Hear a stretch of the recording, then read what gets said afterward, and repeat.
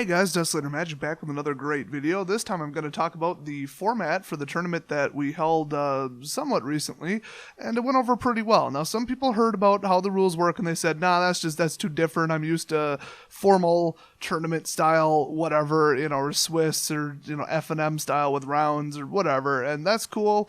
But the people who did show up pretty much loved it. So they found it just, different but refreshing and more fun, and it's more casual. It's just more silly. It's not like a serious format. And honestly, if you're throwing your own tournament, it's probably not DCI certified anyway, so you might as well not follow the DCI rules at all. This whole tournament is based on the first season of Yu-Gi-Oh, believe it or not, so you probably already know where I'm going with that, but it did come out in 2001, so maybe you don't. I wouldn't even recommend watching it. The show sucked. It was just horrible. The animation quality was horrible, voice acting was horrible, the pace was horrible, it made Naruto look fast. And if I'm not mistaken, there actually was a duel that took 6 episodes. I wanted to claw my eyes out. I mean, I wish Netflix had like a watch at 2x speed button. But anyway, it is on Netflix if you wanted to check it out. But I think I could explain the format in about 5 seconds, unlike the show. So here's basically how it worked. They all showed up to an island, which I wouldn't recommend holding the tournament on an island. They all started with 2 chips on the little Star Gauntlet thingies, and they were allowed to bet up to the amount that they had, basically. So if I had 8 and somebody had 4, we could only bet 4, because you can't bet more than you have, obviously. And then the winner takes the other person's bet, I guess, pretty much. So if I had 8, they had 6, and they put 3 on the line, we're going to end up at 11 and 3 if I win. So it's really simple. I mean, it's pretty much the way any other game works, like poker, I guess. And then whoever got to 10 showed up at the castle and made it to the finale, and I think it was only like the first 8. Now, obviously, we didn't do it that way because it would just take too long, and we didn't really want to have like a playoff, like a 8-4-2 thing, because nobody would stick around to watch it. At my tournament, we did things a little bit different. We just tweaked it a little bit. We started with 3 chips because that was just a little bit better. And then you can actually buy the actual Star Gauntlets with the chips on eBay, but they're like freakishly expensive. So we just used like these little glass things. These like, I don't know, you can get them at the dollar store or whatever. So we did hold every single result on a spreadsheet that overruled reality, though, to just prevent cheating or theft or pickpocketing or, whatever. So you had to report the actual results, and so that we could, also say who was winning, who had the most points, and show a leaderboard and that sort of thing. Now, the advantages of this format are immense because basically you're not constrained by the time. So if there's a 50-minute round and you finish your match in 10, you don't have to sit around for 40 minutes with nothing to do, which makes most tournaments a complete snooze. And then if you accidentally damage some of your sleeves or you wanted to tweak your deck a little bit in between, if that's allowed, and then you took the full 50 minutes because it was a really close match, well, you have no time. I mean, it's so stressful to manage time, even at Friday Night Magic. It's just never on your side. You either have too little or not enough time. So with this, you walk up and just, hey, want to fight? Or want to duel? Not fight. Probably not fight. Do you want to duel? And then it's just on your own time. If you don't feel like dueling for 10 minutes because you want to grab a burger or tweak your deck or fix your sleeves or call your mom or go out for a smoke break, you can just do it on your own time. That alone makes the tournament just so much smoother, so much more fun, and people can play as fast or slow as they want without worrying about any kind of time limit. It's just absolutely the biggest advantage. The same goes for if you're doing like cube constructed on the fly or like pseudo sealed or actual sealed or draft, I guess. You have all the time in the world to build your deck because, yeah, people have already started playing, but it's not like you're missing round 1. I mean, you're missing out on a little opportunity to make the maximum amount of chips possible, but it's not the end of the world because I think we held it for like 4 hours or something, and you could reasonably get in like 20 to 40 games or something, and that's another advantage. The best person does tend to actually win, the person with the best deck or who played the best.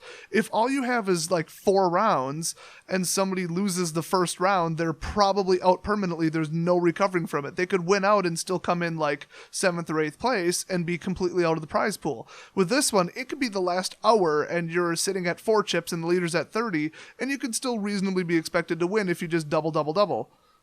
Now, at a normal tournament, you'll find somebody who's been playing for a month get paired up against somebody who just got back from the Grand Prix, which is not the greatest match in the world. After about 30 minutes to an hour, people with like 10 chips are going to verse people with about 10 chips, and it's just not worth their time for somebody with 10 chips to verse somebody who's down to 1 chip because they did mostly lose. And then if somebody who does only have 1 or 2 or 3 chips left because they're doing, so-so, or they're doing pretty bad, if they're actually a really, really good player and they have a really good deck, they just had bad luck or bad beats because, they're only single matches. This isn't win in 3. No sideboards. It's just, I duel you, the winner happens, and that's that. No reaction time, nothing. Just one single duel because it keeps the pace going and, prevents the whole 1 hour match, Well, if they just keep playing people, you say, hey, I've only got 2 chips, you've got 2 chips, let's verse, and they're really that much better than somebody else who's losing because they're terrible, they will do better. They will win. Unless they just have the worst consistent streak of bad luck ever, like I usually do. Although I did technically come in 3rd at my own tournament. People at the end and in the middle and throughout the whole tournament just feel like they have more control over their destiny than just getting randomly assigned a person. In fact, at the last Friday Night Magic I went to, I went up against a $900 deck and then lost. And then I just, due to sheer bad luck in the computer, got paired up against somebody who actually won. And I played the same damn deck, the same $900 deck, because they're all a bunch of net decking copycats. And I lost to that one too. So I would have been back in it because I was running an incredibly powerful Hardened Scales deck. Except that I was, paired up against a deck that I stand 0 chance of winning against because it was like Esper Control. And, it just ruined the whole thing. I basically dropped after round 2 because I couldn't win. So at this tournament, you choose who you go up against. I mean, you're going to have the good players go after the bad players if they know them right away. But other than that, I mean, the bad players are going to lose anyway. I mean, eventually, and the good players do tend to start playing the good players. And then if you really, really are close to winning and you don't want to risk a huge amount of chips to knock yourself out, like let's say you're in 5th place and you don't really want to lose it, you'll try to duel some people who only have like 1 or 2 chips left and say, yeah, I'll duel you, why not, And then you'll just win a little bit at a time with really low risk because theoretically they're a worse person. But then, of course, you flip that again. If they're really, really, really good, but they're down to 2 chips, they're going to beat the person with 10 chips who thinks that they're beating somebody who's really bad. So the whole tournament tends to just kind of sort out where the best people do end up winning. Now, speaking of being fair, the most fair format for this type of tournament is definitely some sort of limited format, just so that people are much, much, much closer to being on a level playing field. So definitely cube or, pseudo-sealed cube where you just do rares and, or not rares and commons, that would be something, commons and uncommons, and that's it, with no rares or mythics, because then it tends to be just who built the most effective deck and identified the bad cards versus the good cards, who took a 3-color risk but made it work, that sort of thing, So what we usually do is just take a whole buttload of commons and uncommons and give somebody 80-20, and then they just build, or even 50-50 like we're doing for the next one. Then the person who's literally the best at playing Magic the Gathering tends to win because it's a very, very level playing field. You're all playing with approximately equivalent power decks unless you really got lucky on pulls, but it's not like traditional, I guess you'd say like pre-release sealed, where if you pull an Endless One in Oblivion Sower, you are going to win the tournament hands down. There's no just absolute bombs where it's all luck, because I don't like those either. Those are very unfair. But then on the flip side, if you just say, hey, it's modern, okay, somebody comes up with like a $1,000 modern Eldrazi deck and just sweeps the tournament. That's not very fair. I know that's how the traditional tournaments work, but this isn't a traditional tournament. You're trying to kind of get away from that because people in general just don't like them. So in standard, if you made it standard, then you got like a little bit of a rock, paper, scissors thing going on. And that kind of happens to modern too, where people will walk around for the first little bit and just watch what everybody's playing, and then they'll know who to and not to duel. So if somebody's running a control deck, they're not going to go against Zoo because they're not going to be able to control every creature on the field and remove them. It's never going to happen. But if they're playing nonstop creature removal, they're not going to go against like a combo bomb deck, like I'll just say Splinter Twin, yeah, right.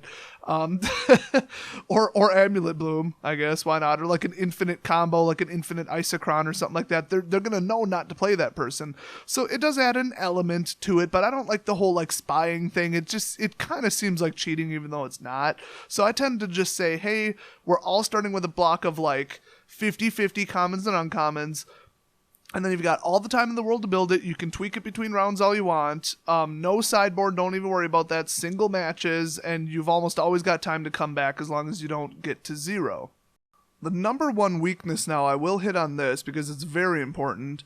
How do you stop people from just at the very end saying, okay, the top 3 people have 21 chips, 20 chips, and 15. We both have 7. So even if we went 7-7 in the, for the last game, we'd come up with 14 and still be out of the top 3. So I'm just going to give you 6 of my chips or all 7 or 3 or whatever, and you go find and duel somebody and max it out and, basically just illegally transferring chips. Or let's say a team of 3 people or a group of friends, maybe 4 people showed up and they decided at the end, we're all doing so-so. We've all got 5 and 6 chips. We're all going to lose. Here, have all my chips, dump them all off onto one person, and they got like 25. So we obviously, for that reason, so it's not just who brought the most friends, they win. We said absolutely no donating chips to anybody. You cannot give them away. If you want to drop out of the tournament, you got to return them to the tournament owner, and you just don't give chips to people. And that's why we had it, hand-to-hand stuff, and then also on a spreadsheet, because we said, okay, yeah, you've got them in your bag, you've got, a bag of the little glass things that we used, but we're going to run it on the spreadsheet to make absolutely sure that nobody cheats. So that overrides anything. If the spreadsheet says you have 10 and you have 8, guess what? You have 10. And if you say you have 14 and the spreadsheet says you have 10, you still have 10. I don't care where you got them from. And then if you fail to report the results of a transfer, then oh well. But you could still have a group of friends say, oh yeah, let's duel right now. And then they either forfeit in the first 3 seconds, refuse to play a permanent, just make it look like a legit game. They could basically just throw the match, and then there you go. So we were going to have mandatory minimum time periods, but then that kind of ruined it too, because then you still got people, kind of sitting around. And if we did 10-minute round minimum and somebody won in 2 minutes, okay, they got to wait 8 minutes, whatever. But then if they had 30 minutes left and they knew it, they could play 3 fake games and just max out all their friends' chips, just win all their friends' chips. So there is no way to do it other than play with like small groups of people that are going to be honest about it, or have enough staff members that you can watch every game and see if somebody's just blatantly losing on purpose. What we actually ended up doing is we found out how many people were going to the tournament, put all the tables really, really close to each other, and if somebody was throwing a match, I guarantee the person next to them was going to catch it, or the 4 people around them were all going to catch it, because it would just be really obvious. I'm sure I'm not the only one who peeks at other matches around me, even while I'm in the middle of a match. While I'm waiting for my opponent to decide, I'd be like, wow, you have 6 creatures on the field and they have 0. That's odd. Or you just sat down and now you just got up 60 seconds later. Wow, that's awfully unusual. So the players themselves will want to avoid people cheating, so they will police it themselves if they're within sight of each other. So that's the hardest part, because if people see the final rankings as unfair because they say, oh, well, isn't that funny? All these friends were at 10 chips apiece and now all of a sudden they're at 30-0-0. I wonder what happened. Especially if you're giving away an expensive prize, you're going to hear about it. There are going to be some massive complaints. So whatever you can do to solve that problem is, pretty good. The best of the best solution that we're going to use next time, especially since there's going to be more people there and we have less people to police it, we're going to say, as soon as you find somebody to duel, come up to the main booth, we assign you to a table, you must sit there so that there's other people around you watching, and also so that, the judges and the RAs can watch and make sure, and tell them, hey, there's a million people watching, especially if they know the person that they're playing against. Tell them, do not throw the match, we will catch it, because, the judges are allowed to look at your cards from behind. I mean, it's not that hard, and it's just they will be caught. Just tell them right off the bat, you will be caught if you're trying to throw a match. So that's the hardest part about it, is making sure people didn't cheat. Now, I remember on the show, yeah, there were some problems with that. People stealing stuff and combining stuff and donating chips to their friends. And yeah, it was really something. Also on the show, you may recall that if you ran out of chips, boom, you're off the island. You're out of the tournament. And that's because it was kind of like a grand finale. You know, it made sense for the show. Doesn't really make sense for the tournament. Now, if you do want to do a you're out system, it's, you know, it's okay, but you better have like something else going on, or some kind of side prize, or like a beat the judge challenge, or, you know, something. I mean, or at least like door prizes. I don't know. I mean, you kind of want people to stick around, because let's say you started with 50 and by the time you called time, there's 10 people left because 40 of them lost and they just went home because there's nothing to do. They're not interested in watching matches. There's nobody around for the prize ceremony, and they don't even get to see what, for us, it was mystery prizes. They don't get to see what the mystery prizes were. And our mystery prizes were amazing. Top prize was a laptop. Second was 21 matching artwork foil lands. That was cool. And then third place was some gold-plated cards. So, like 24 karat. So, yeah, we wanted people to see that. So, of course, what we did is, if you're at 0, find somebody else with 0, play them, the winner gets 1 on the house, I guess you could say. Now, starting with 1, it's a pretty good way to lose. But if we did like 2 or 3, well, people would just, you know, if they start with 3, they'll bet 3. 1 goes to 6, 1 goes to 0. The other one beats somebody else who went to 0, and then they get 3 more. I mean, it's like an instant 1-round recovery. So we did do 1 chip, but then your odds of going 1 to 2 to 4 to 8 to 16 to, you know, in a row are just astronomical. So basically, if you get to 0, you're still going to lose. But I don't know, our third place person, I think, had maybe 6 chips. I mean, like, that many people zeroed out. So, yeah, that was interesting. Otherwise, you could have just some really silly way to get them back, or you could have like a minimum countdown timer or something, or I don't know, just whatever you want to do. It would be nice to keep people in it, but make sure that the mathematics of it is really fair. So that basically describes the format. Let's talk about what the show did differently. Or what the mistakes that I saw on the show, or what I saw that the show did right, because, you know, it's all based on the show. First, do not trap people's souls in televisions. That's just bad. I mean, Pegasus, he was like, yeah, we're going to trap Yugi's grandpa's soul in the TV to make him come to the tournament and save his grandpa. This is not a good way to market your tournament, by like kidnapping people's grandpa's souls and sticking them in televisions. It's just rude. It's, you know, you're going to get people to your tournament, obviously. It's going to work, but, you know, come on. Also, don't let your staff put kids in headlocks. That's not good. In fact, speaking of kids, I think on the show it was almost exclusively people under 18, and they just kind of left them on this here giant island with absolutely no food. So if you recall, they had to, like, you know, make all kinds of alliances to get food, and then they were like stealing this dude's fish, and they all just about got in a big old fight about it. So definitely provide food, or make sure there's like food nearby. I mean, it's really not that not that expensive to get like pizza. And even if you're not leaving like minors on an island with no supervision of any kind for like 3 days, I would make a rule about, you know, whether you're going to allow minors there, whether they have to have supervision or be with somebody over, you know, 16, 18, whatever, you know, so make sure that that's really, really clear so that you don't have any problems. If some like creepy looking bro shows up like this, probably in a van like this, just don't even let him in. He's obviously a total creeper. Don't be afraid to say, hey, I don't like you. I don't like your personality. I don't like your looks. You're obviously some kind of weird, like, kidnapper creeper person. Just get the hell out. In fact, I say whatever the hell I want in my tournaments, because they all know I'm heavily armed. I got a 9mm taser and pepper spray on me at all times, which I would recommend, because there could be situations. And, you know, if you call the cops, you might not have 5 minutes for them to show up, depending upon your neighborhood. But, of course, it's all concealed until it becomes necessary, so don't scare the crap out of your participants. Speaking of your participants, don't set traps for them like giant rolling boulders. That's, you know, you might think, oh, it'll add to the coolness. No, you'll just get sued. Somebody's going to get hurt.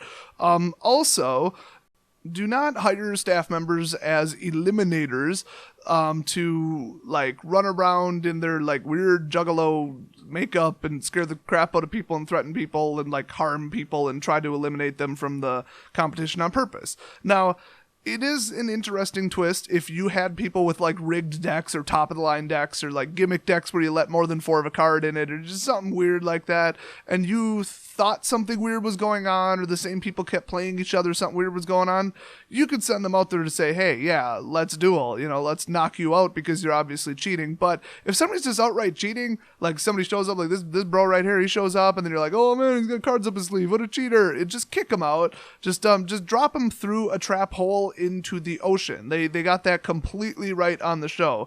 Definitely no liability problems there, but they deserve it. What can you say?